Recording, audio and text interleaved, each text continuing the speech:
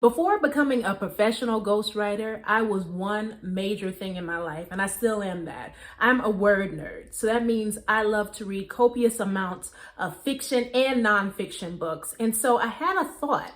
I was like, you know what? I'm going to start sharing with this growing audience and community because I see us as that, even though, the likes don't reflect it, but I'm putting it out there.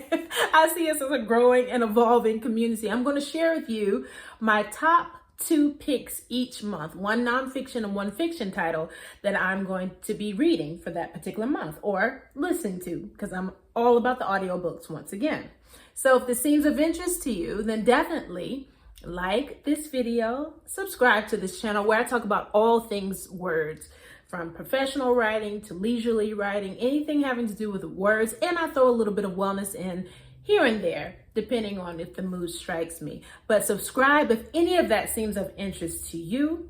And then lastly, after you've watched this video and you think it's kind of cool and you dig it, don't be selfish, don't be stingy, share it with someone within your network. I'll give you a second to do that, and I'm gonna look over my notes. Okay, thank you so much for doing that. So let's go ahead and get into it. So if you watch any other video on this channel, then you know I'm a huge fan of the business owner and businessman Alex Hormozi. I love the way he and his wife, Layla Hormozi, they interact with each other. They're in business together and he's killing it. And so I knew that he was always an author, but I hadn't had a chance to sit down and read one of his titles yet or listen to it via audiobook. So I said, you know what, that's going to change. So what I'm listening to is $100 million offers, how to make offers so good people feel stupid saying no.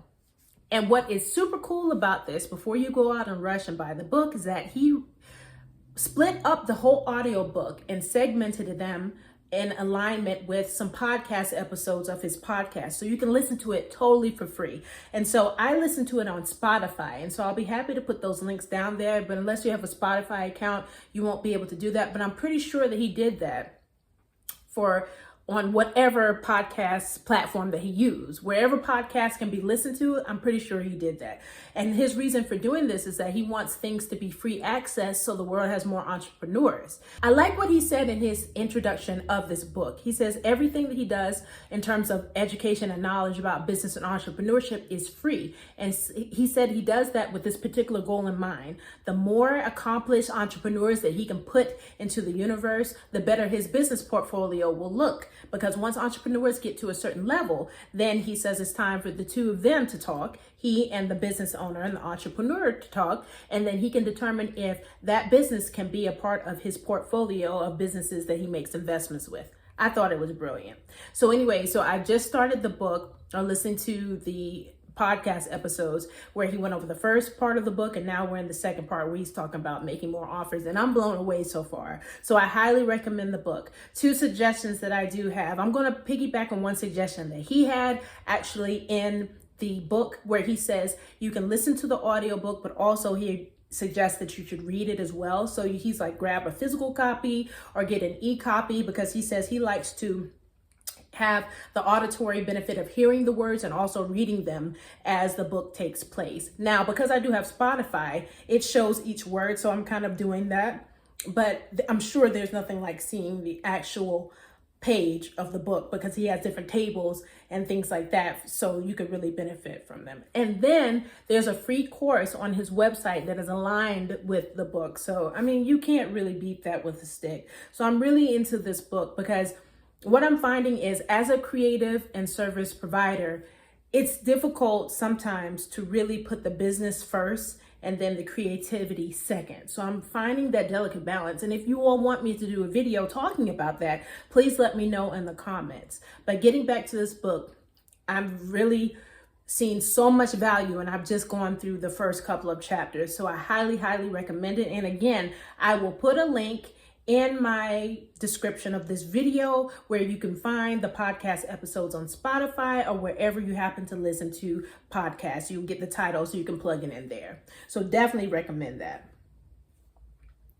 Next, let's get into my fiction selection. This is going to surprise y'all, because it surprised me. So before I get there, let me give you a little bit of context. I love marketplaces or businesses where it's an intergenerational staff. And what I'm referencing is my father is a car dealership salesman. He sells cars. So at this car dealership, there are people in their 20s all the way up to people my daddy's age and older. I think my father is the second oldest. There are two older men and my daddy is the youngest of the two. I'll say it like that because I didn't want to mess that up. And I'm not going to impugn his dignity by sharing his age, but he's one of the younger of the eldest of the people that work there. So one of his co-workers, she's a millennial like me. She's on the younger end though. If she's a millennial, I think she is. But anyway, you all get the gist. She's on the younger end. And so she was like, she said hello to me because I went to go see my father at the dealership. And so she was like, hey, Lynette, I just want to say, hey, I'm about to get back to this audiobook. So my ears are like, okay, you got some new, what's going on? And so she told me, it was a fantasy book, but it's a romance fantasy book. She was like, it gets a little, kind of smutty. I was like, girl, we both grown. It's all good. But she said, I cannot put it down. Have you ever heard of the author, Sarah J. Maas?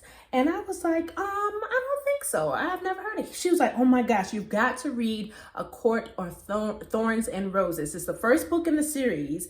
And she was like, it will have you hooked. So I'm like, whatever. She wrote that down, and then she also wrote down another title. Now, I have never been into romance fiction or anything because I just feel like sometimes it's corny when they're talking about the intimate scenes. Like, he took me right there. Girl, bye.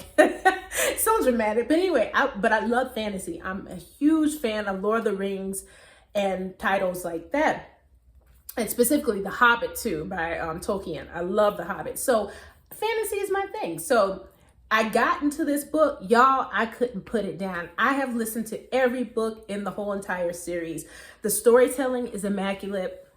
The intimacy parts of the book, I'm like, they're very well written, but I'm like, it is what it is. But the storyline is outstanding. And so after I listened to that title, I began to listen to another title. And there's another one I want to recommend to you.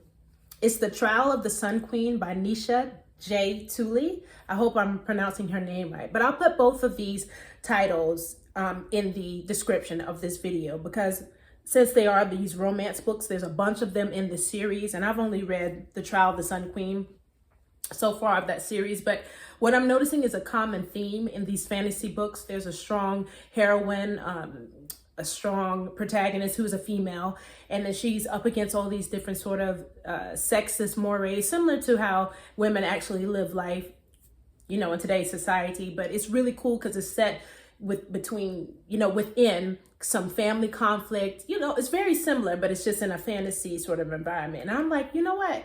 That's the next book I'm going to write because yes, I have written books for myself. They just haven't been published yet. I'm getting to it, but I love to write books for myself, and I haven't done a fiction title yet, but I definitely think this is where I'm going to go. So I hope that this was entertaining for you. As you can tell, I'm super excited about it because I love to read and specifically listen to audiobooks.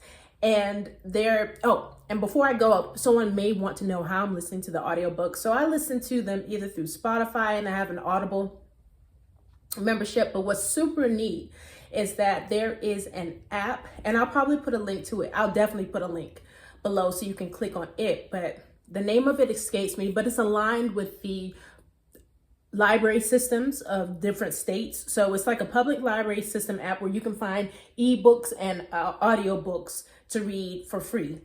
But the only thing is with the audiobooks is that people put holds on them. So if there's a title that you really, really, really want to read, you're going to have to wait because someone else will have it checked out.